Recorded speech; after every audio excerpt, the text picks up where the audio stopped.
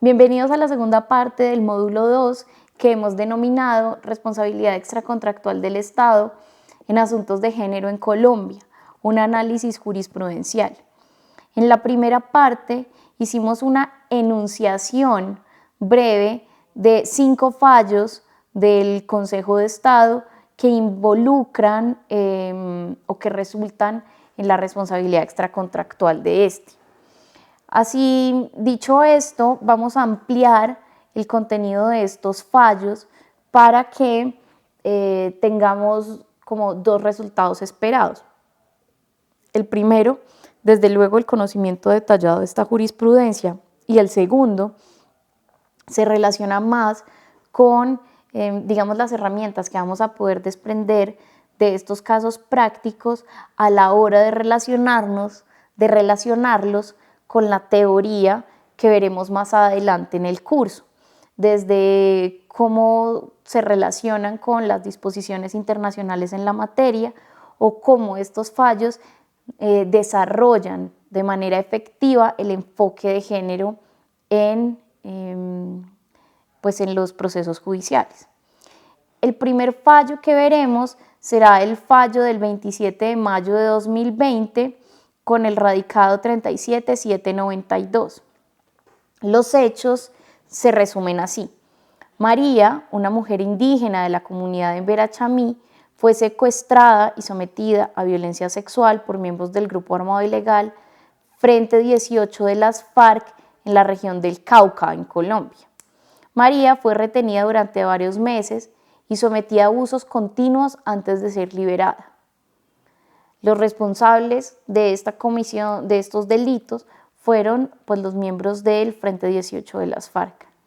Se consideraron dentro del proceso pruebas como el testimonio de María, informes médicos que confirmaron la violencia sexual sufrida, registros de denuncias previas de la comunidad sobre la presencia de grupos armados en la zona y la desaparición de María.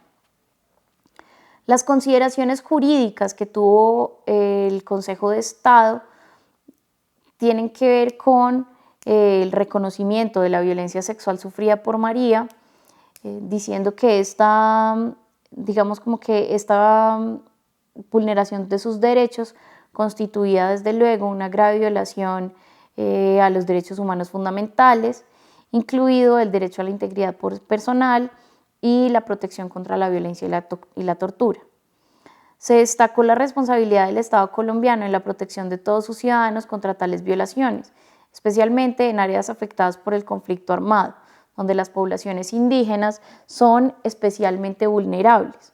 Además, se resaltó la obligación del Estado de investigar de manera exhaustiva y efectiva estos crímenes, así como de garantizar la justicia y la reparación para las víctimas y sus comunidades. Vamos a ver cómo todos estos elementos que están en estas sentencias, desde las consideraciones jurídicas hasta las órdenes, se desarrollan y toman mayor sentido en la medida en que vayan avanzando los módulos de este curso. Las órdenes impartidas en el marco de este fallo se resumen de la siguiente manera.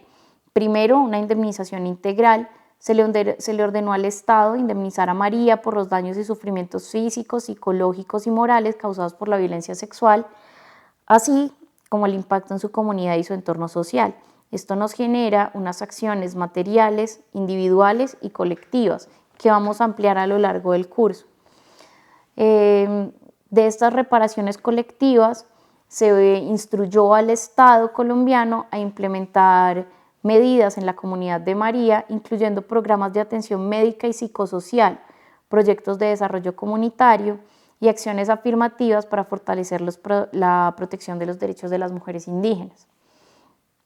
En lo que tiene que ver con la investigación y la sanción, se ordenó al Estado llevar a cabo una investigación exhaustiva e imparcial sobre los hechos que llevaron a la violencia sexual contra María, identificar y procesar a los responsables y garantizar que se haga justicia conforme a la ley. Aunque sea una orden que parezca obvia, es igualmente necesaria toda vez que la gran mayoría de los casos de violencia sexual, sobre todo aquellos que ocurren dentro del marco del conflicto armado, quedan en la impunidad, puesto que o no se denuncian, o la denuncia es tardía, o de verdad es imposible identificar quiénes fueron los perpetradores de los actos. El cuarto efecto de estas órdenes tiene que ver con la protección y prevención, y en esta se instó al Estado a implementar medidas efectivas para prevenir futuros casos de violencia sexual en comunidades vulnerables, incluyendo la presencia de fuerzas de seguridad adecuadas, programas de sensibilización y educación en derechos humanos y la promoción de la participación activa de las mujeres indígenas en la toma de decisiones y en la defensa de sus derechos. Van a poder ustedes relacionar los efectos de estos fallos que estamos viendo en este capítulo con las disposiciones internacionales y el avance jurisprudencial que se ha hecho en lo que tiene que ver con la reparación integral de las víctimas. El segundo caso que vamos a analizar es el fallo del 14 de julio de 2016 con el expediente 2013-01-231-01. Los hechos detallados se resumen de esta manera. Ana, una mujer residente en Bogotá, fue víctima de violencia doméstica por parte de su pareja, Juan, un oficial de policía. A pesar de haber presentado múltiples denuncias ante la policía y haber solicitado órdenes de protección, Ana no recibió la ayuda adecuada. Fue asesinada por Juan en su domicilio. Las pruebas tenidas en cuenta durante este proceso fueron las denuncias previas de violencia doméstica presentadas por Ana, los testimonios de testigos presenciales y registros de llamada de emergencia a la policía. El fallo del Consejo de Estado, en este caso, reconoció que el feminicidio de Ana constituyó una grave violación de los derechos humanos fundamentales, especialmente el derecho a la vida y a la integridad personal. Se subrayó la obligación del Estado colombiano de prevenir y sancionar la violencia de género, particularmente cuando el perpetrador es un agente estatal. Además, se destacó la importancia de implementar políticas y protocolos efectivos para abordar la violencia doméstica y garantizar la protección de las víctimas. Vamos a ver también cómo lastimosamente es un factor, es un común denominador en los casos que las víctimas advierten a las autoridades y denuncian antes de que sucedan las cosas, pero no obtienen respuestas satisfactorias por parte de las entidades. El fallo en este caso incluyó varias órdenes pues destinadas a abordar las consecuencias del feminicidio de Ana. La primera fue la indemnización a los familiares y se ordenó indemnizar los daños y sufrimientos causados por su muerte, incluidos los daños morales y materiales. También se instruyó al Estado a implementar medidas de reparación integral para los familiares, incluyendo asistencia psicosocial, asesoramiento legal y apoyo económico. En un enfoque de capacitación y sensibilización, se ordenó al Estado implementar programas de capacitación obligatoria para los funcionarios encargados de responder a casos de violencia de género con el fin de mejorar la sensibilización y la respuesta efectiva a este tipo de situaciones, porque, como les digo, es un factor común que en las líneas de atención no se atienda. El cuarto es, digamos como que el cuarto grupo de órdenes o las categorías de órdenes tiene que ver con el fortalecimiento de los mecanismos de protección. En este caso se instó a fortalecer los mecanismos de protección para las víctimas de violencia doméstica, incluyendo la creación de unidades especializadas dentro de la policía y el sistema de justicia para abordar estos casos de manera prioritaria. Y el quinto grupo de órdenes tiene que ver con la prevención de la violencia de género. En este caso se instó al Estado a implementar campañas de sensibilización y educación pública sobre la violencia de género con el objetivo de prevenir futuros casos de feminicidio y promover una cultura de respeto y equidad de género en la sociedad. El tercer fallo que vamos a revisar es el del 10 de febrero de 2015 con el expediente 2013-00-239-01. En este caso, Laura, una mujer embarazada de 8 meses, fue ingresada a un hospital público en Medellín para dar a luz. Debido a la negligencia del personal médico y la falta de equipos adecuados, Laura sufrió complicaciones durante el parto y falleció junto con su bebé. El responsable en este caso fue el personal médico y administrativo del Hospital Público de Medellín. Como pruebas, se consideraron los informes médicos sobre las condiciones de Laura antes y después del parto, los testimonios de familiares y testigos presenciales durante el parto, testigos presentes durante el parto, informes de las autoridades de salud sobre las condiciones del hospital. La sentencia del Consejo de Estado, en este caso, reconoció que la muerte de Laura, debido a la negligencia médica, constituyó una grave violación de sus derechos humanos, incluido el derecho a la salud y a la vida. Se destacó la obligación del Estado colombiano de garantizar el acceso a servicios de salud de calidad para todas las personas, especialmente para mujeres embarazadas. Además, se resaltó la responsabilidad del Estado en la prevención de la negligencia médica y la protección de la vida y la salud de los pacientes. Las órdenes impartidas se pueden resumir así: a la indemnización a sus familiares por los daños y sufrimientos causados por su muerte, incluyendo daños materiales y morales. Segundo, llevar a cabo una investigación exhaustiva e imparcial sobre las circunstancias que llevaron a la muerte de Laura, identificar y sancionar los responsables de la negligencia médica y garantizar que se haga justicia conforme al marco legal. Lo tercero, en la mejora de la calidad de los servicios de salud. Se ordenó al Estado colombiano implementar medidas para mejorar la calidad de los servicios de salud en hospitales públicos, incluyendo la revisión y actualización de los protocolos de atención médica, la capacitación del personal médico y de enfermería en prácticas clínicas seguras y efectivas, y la supervisión regular de la calidad de la atención. Y el cuarto elemento tiene que ver con el acceso a la justicia, y se instó al Estado a proporcionar asistencia legal y apoyo a los familiares de Laura para facilitar su acceso a la justicia y garantizar una participación efectiva en el proceso judicial relacionado con su muerte. El cuarto fallo, del 16 de febrero de 2012, atiende al expediente 16027. Los hechos que dieron lugar a esta sentencia se resumen así. Rosa, una mujer indígena de la comunidad Nucac-Macú, en el departamento del Guaviare, Colombia, fue víctima de violencia sexual por parte de soldados del Ejército Nacional durante una operación militar en su comunidad. Rosa fue agredida sexualmente en su propia casa. Los responsables fueron los soldados del Ejército Nacional de Colombia. Las pruebas consideradas en este caso fueron los testimonios de Rosa y otros miembros de su comunidad, registros médicos que documentaron las lesiones sufridas por ella y los informes de derechos humanos sobre la presencia militar en la zona. Vamos a ver más adelante cómo la prueba indiciaria en los casos de violencia sexual o en los casos que involucran violencia de género se torna fundamental para la construcción de la verdad en virtud de lo que constituye la verdad procesal dentro del asunto judicial. Las consideraciones que se tuvieron en cuenta se pueden sintetizar así, y es que el fallo del Consejo de Estado reconoció que la violencia sexual sufrida por Rosa constituye una grave violación de sus derechos fundamentales, incluido el derecho a la integridad personal y la protección contra la violencia y la tortura. Se subrayó la obligación del Estado colombiano de proteger los derechos humanos de todas las personas, incluidas las comunidades indígenas en áreas afectadas por el conflicto armado. Y se resaltó que la violencia sexual perpetrada por miembros del ejército colombiano constituye una violación de las normas internacionales de derechos humanos y del derecho internacional humanitario.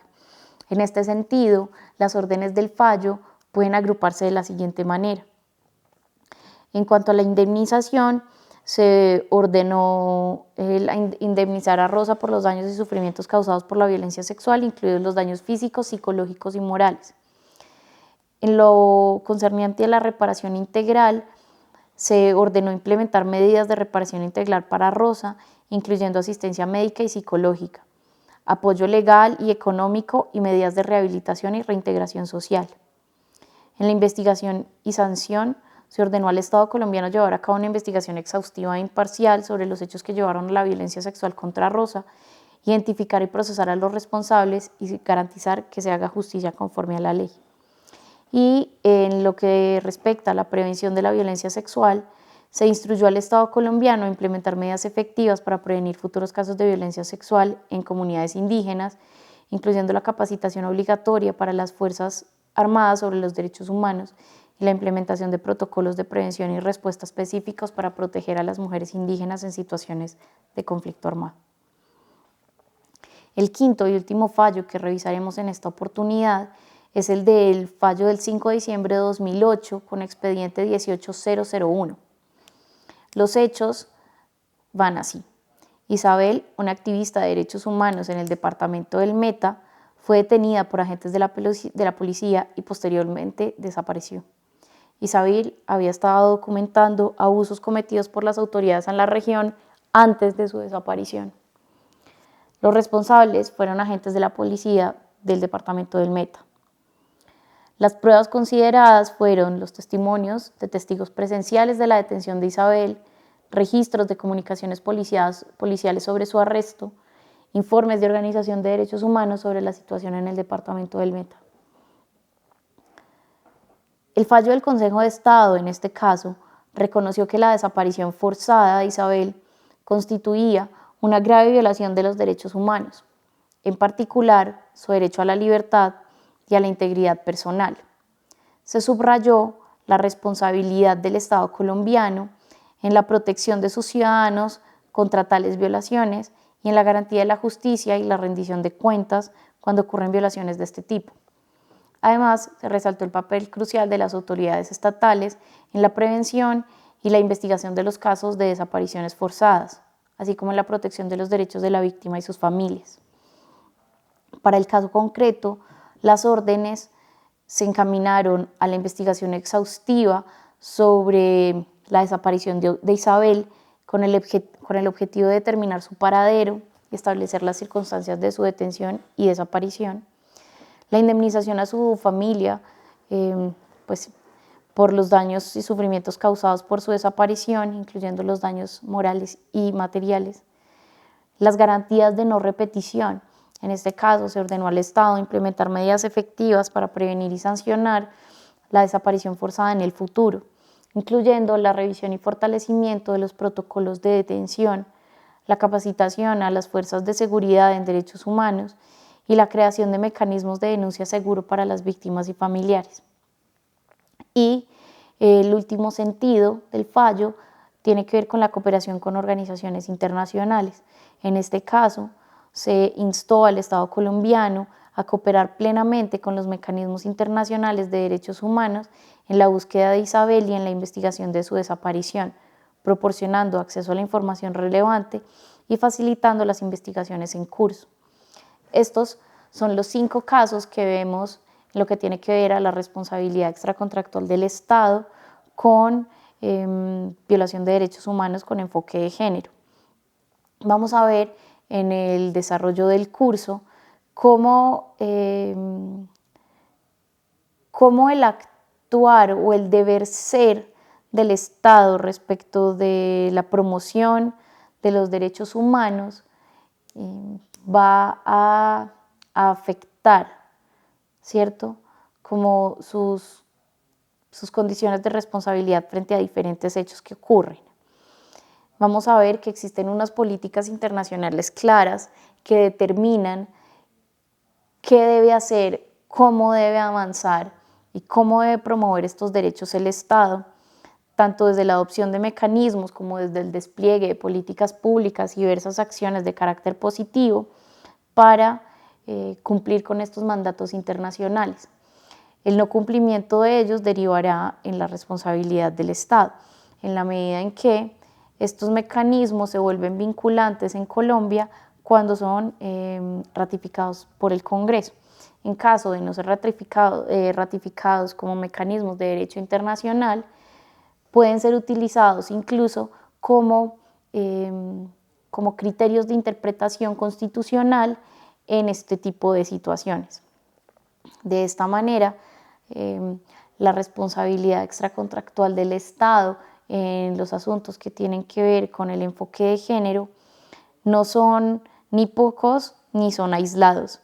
Vamos a ver a lo largo del curso cómo se vuelven sistemáticos y cómo la responsabilidad del Estado es ineludible, puesto que no solamente es su responsabilidad como garante de la seguridad y de los derechos de sus asociados, sino que en gran parte de los casos son sus mismos agentes, los perpetradores de estos delitos, que agravan aún más la situación cuando son los representantes de las entidades que existen para proteger y garantizar los derechos de las personas dentro del territorio colombiano. Con esto concluimos este módulo y tienen ahí a disposición los expedientes por si requieren ampliar en los fallos contemplados en esta oportunidad.